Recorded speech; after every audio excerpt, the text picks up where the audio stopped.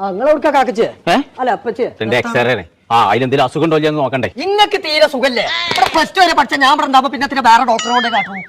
എനിക്കിപ്പോ ഇത് നോക്കാനൊക്കെ അറിയോ?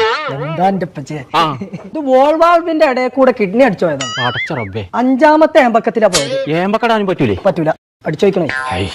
നിങ്ങൾക്ക് ഇവിടെ വേനുണ്ടോ? അവിടെ വീക്കുണ്ട്. അത് പേസാണേ. ഇപ്പച്ചേ ഡിമണ്ട് ടാക്കറിന്റെ ഇടയിൽ കൂടെ ക്രിമി കയറിക്കണല്ലോ. ഇച്ചോ? മൊത്തത്തിൽ അടിച്ചു വയ്ക്കണെന്നാ തോന്നണേ.